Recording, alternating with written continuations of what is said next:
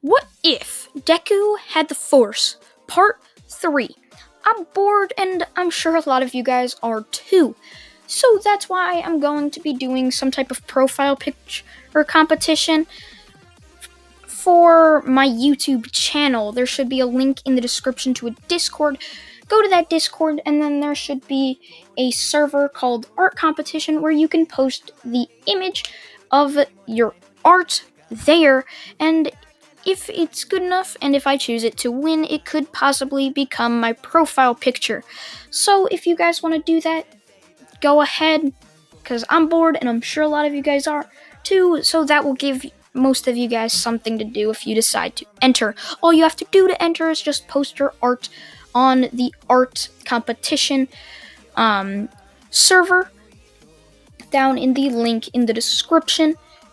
So yeah, getting into the what if, where I left off, Izuku just said, "So, the Sith rises once again." Thinking nothing of it, he walks back to his house as Mineta and Toro wake up. They go and find a person named Anonymous, as this person teaches them the ways of the Force and the Sith. It teaches them the dark side of the Force and how to use a lightsaber, as he chooses one of them to become his apprentice, being Mineta. He killed Toro, as Toro was too powerful as a Sith, as she could easily become invisible and you wouldn't be able to see her only until the red blade flashes and kills you. So he had to dispatch of her, killing her very quickly with a slice and the flick of his wrist. After that, Mineta was trained intensely. So, the USJ event occurs.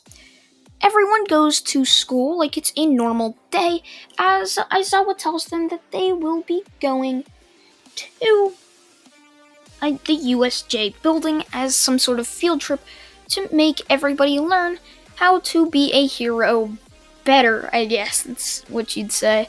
As they all just say, "Cool, a field trip, that's cool." As they all pile onto the bus after getting their hero suits ready and putting them on, and once they get onto the bus, they start to drive towards the USJ. They get there and enter thinking nothing of it as Izuku senses some type of disturbance.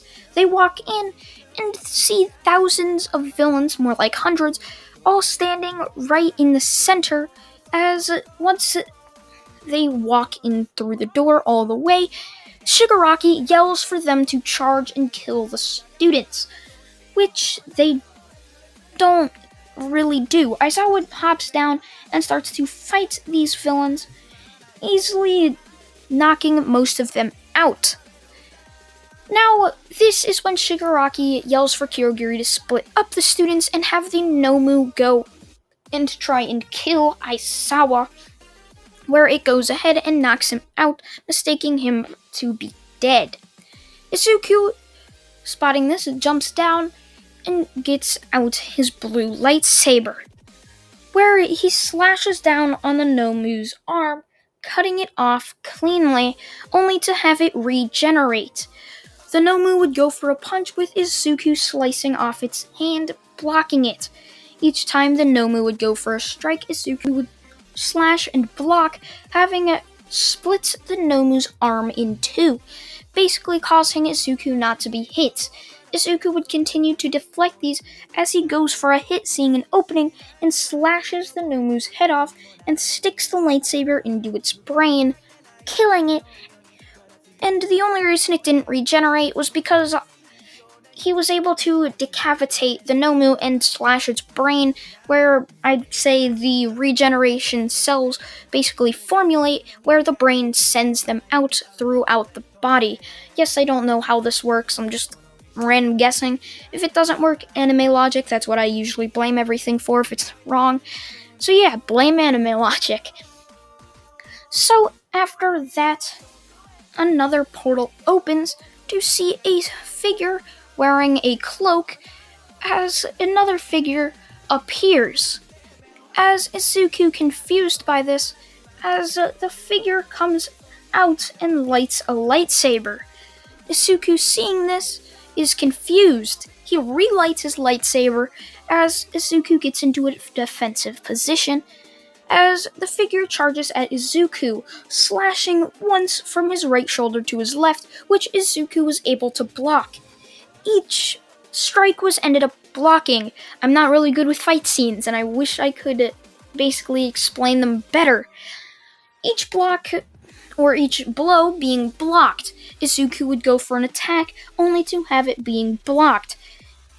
Everything would end up being blocked, Izuku grabbing Mineta's neck and forcing him down and smashing Mineta's neck against the pavement, only for Mineta to force push Izuku away into a wall.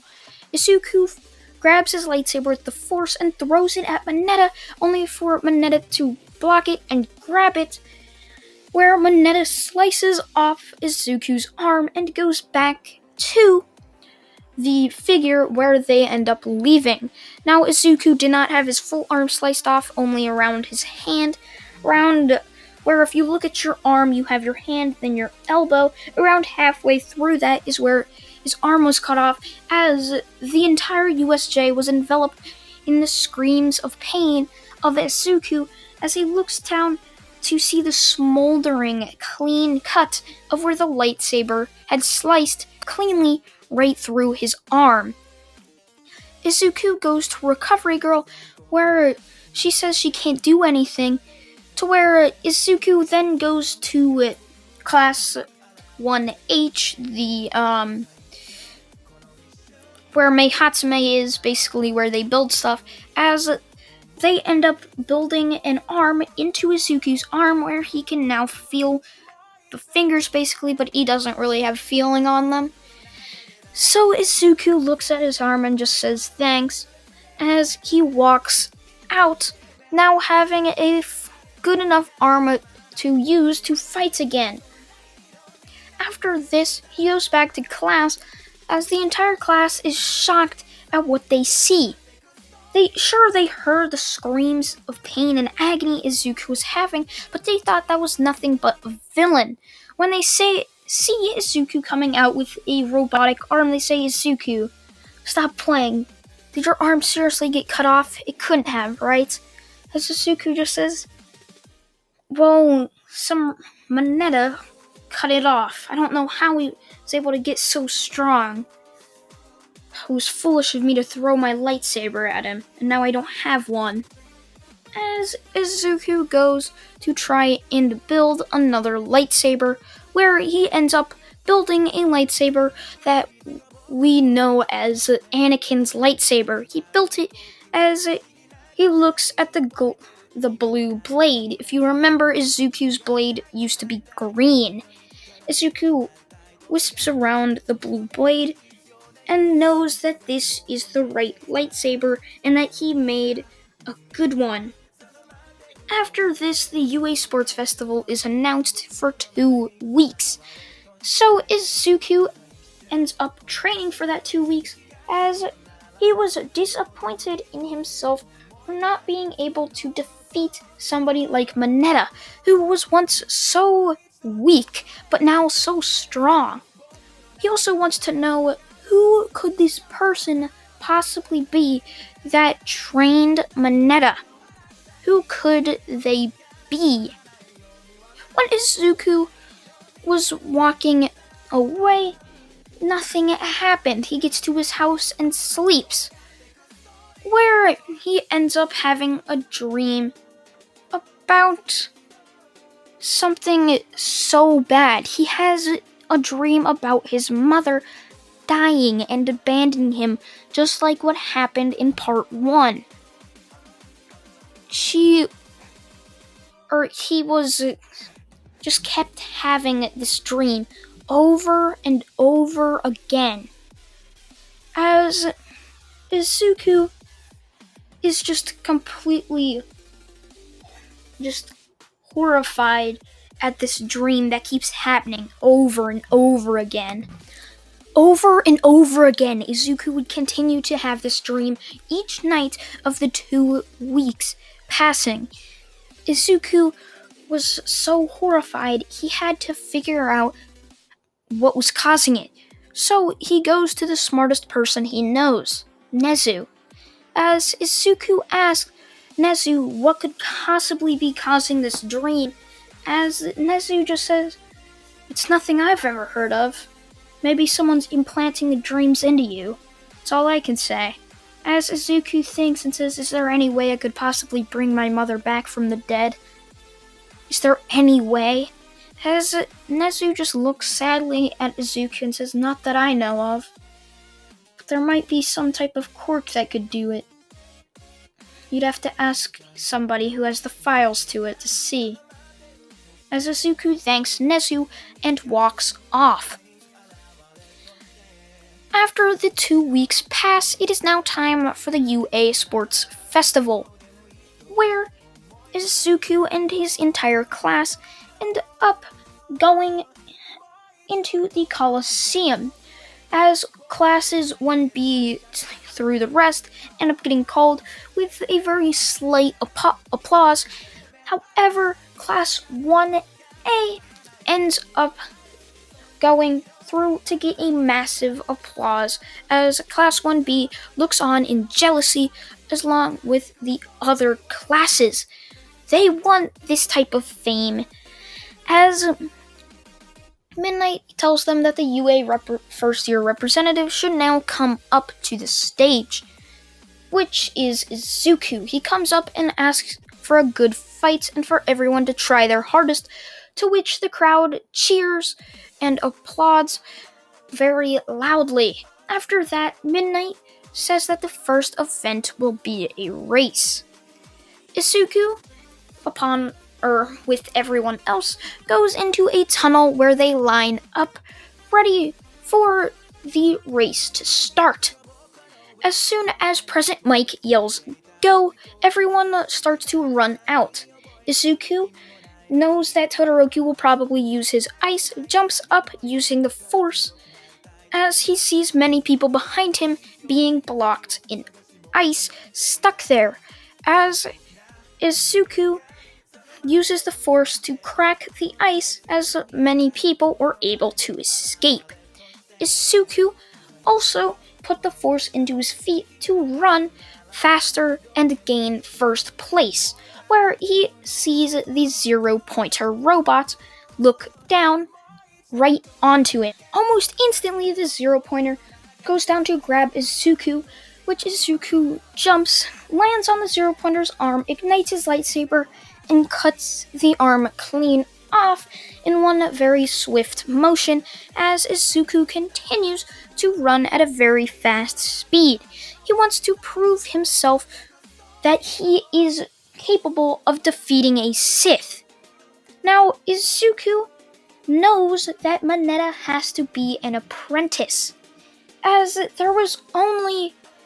he could not have learned that quickly, and where would he have learned the ways of the Sith? There was no way he could have possibly been the master. He was clearly the apprentice of this Sith Lord. As Izuku would continue to run, not running into another zero-pointer, as the other two were taken care of by Todoroki and Bakugo. The next part of the race would end up being the rope cavern, as Izuku looks down as he just uses the force to jump from island to island, as he crosses that one easily. He continues to run as he sees a landmine zone. Izuku then uses the force to jump as high as he can, and then lands very softly and then jumps again. He cannot touch a bomb, and that could throw him off and cause him to lose the race. Izuku would continue doing this until he was at the finish line, with Bakugo and Todoroki trailing him. Izuku would then easily cross the finish line giving him first place as Izuku waits for the rest of the people to finish the race. Once everyone finishes the race, Midnight says the people who passed and the people who failed the race and that the top 40 will go on to do another event in 20 minutes, as they need to take a break and catch their breath after the race. Izuku goes back to the 1A locker room with everyone congratulating him except Todoroki and Bakugo.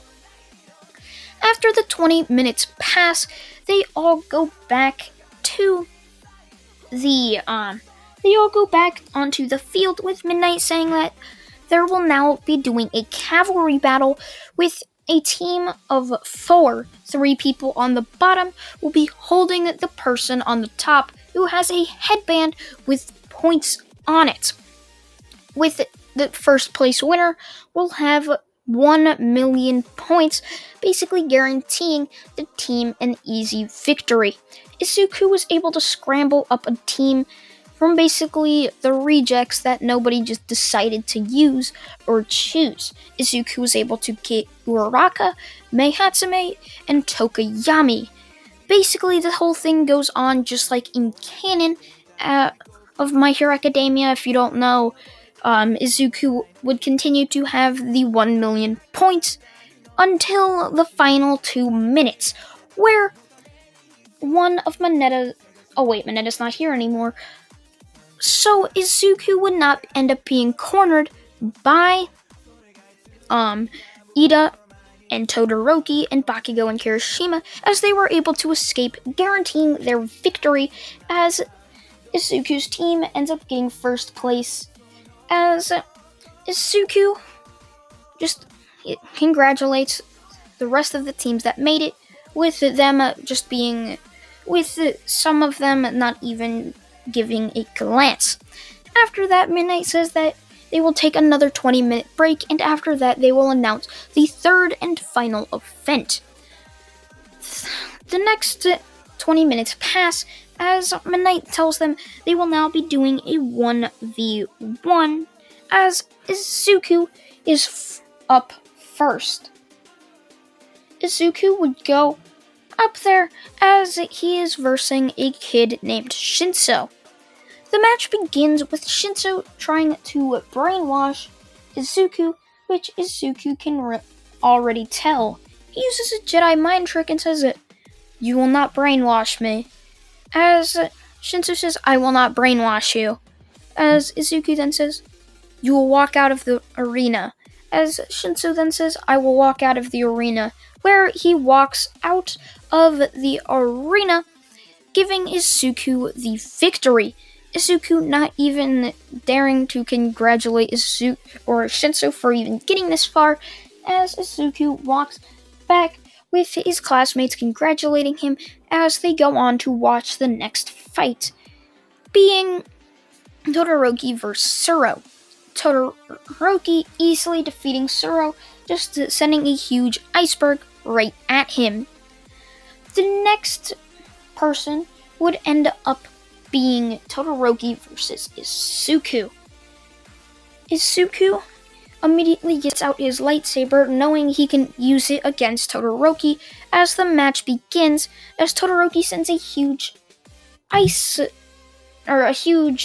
glacier right at Izuku, who Izuku slices it clean in half as it slides away.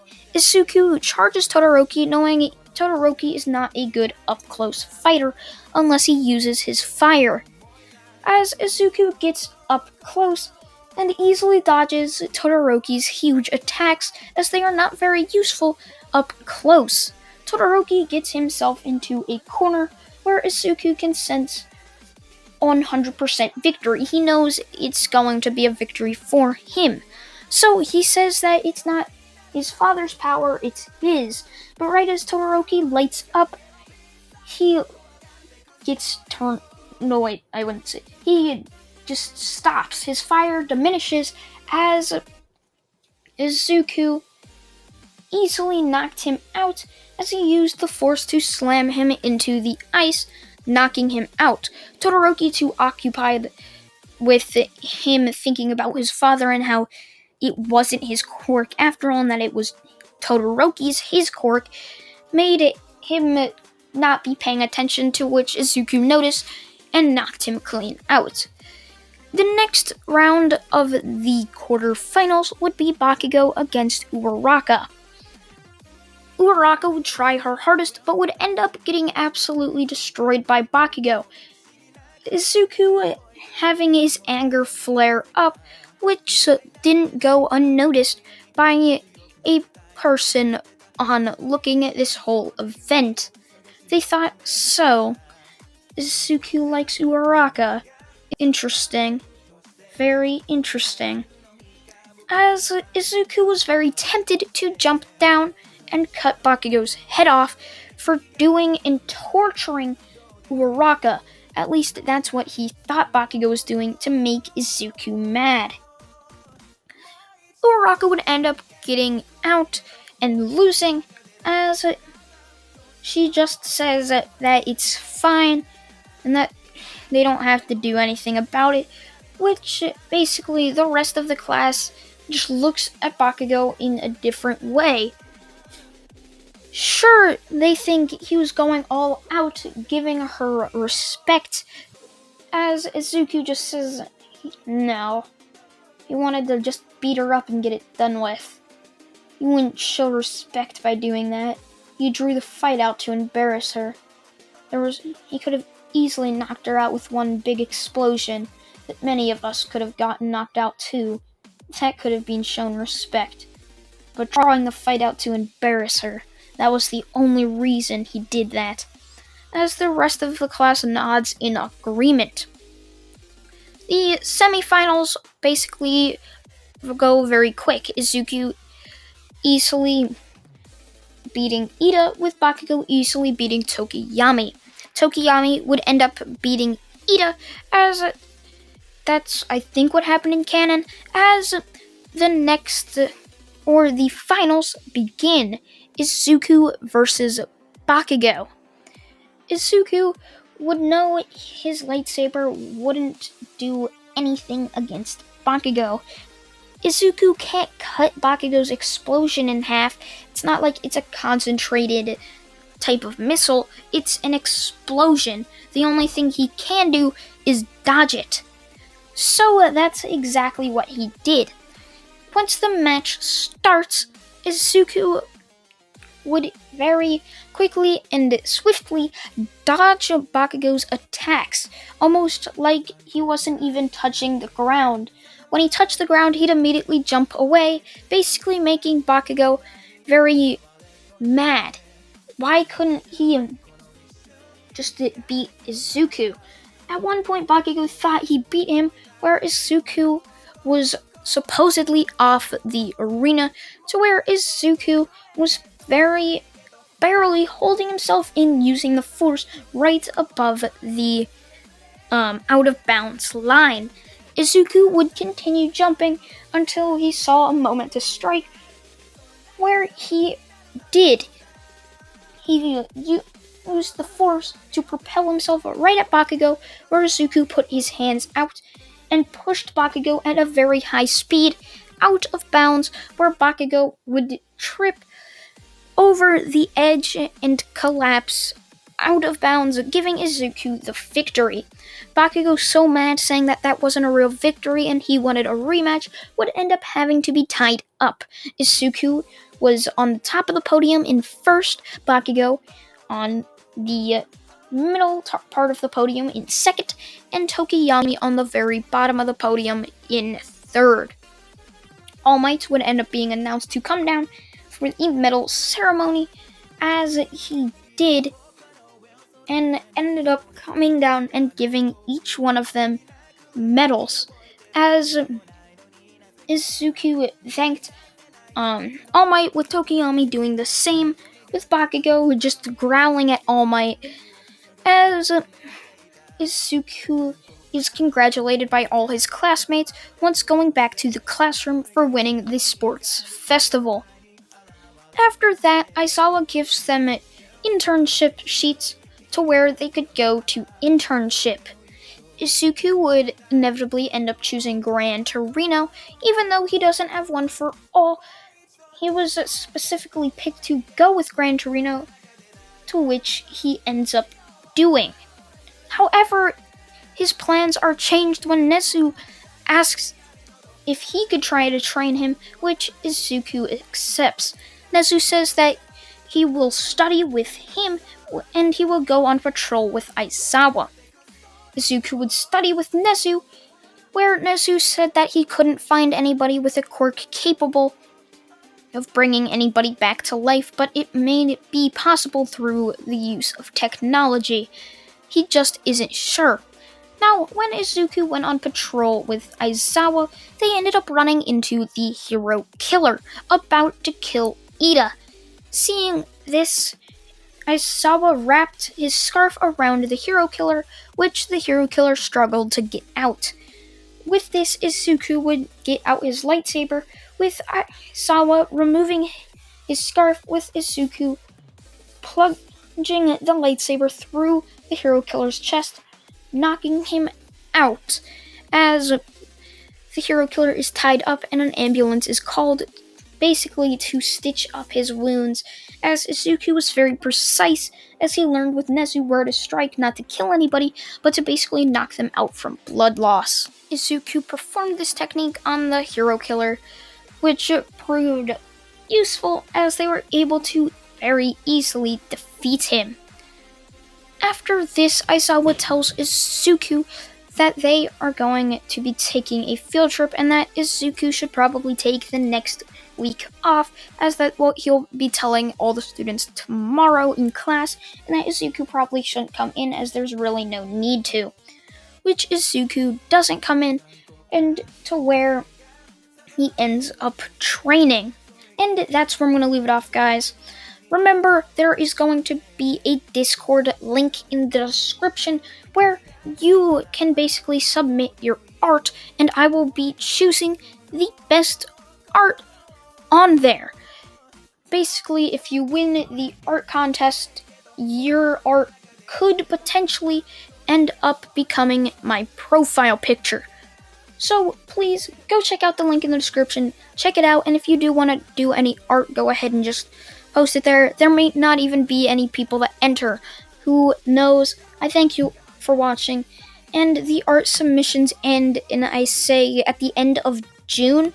So make sure you guys go do that before the end of June, as once July 1st hits, there will be no more submissions, and I will go ahead and choose the winner. So I thank you all for watching once again, and goodbye.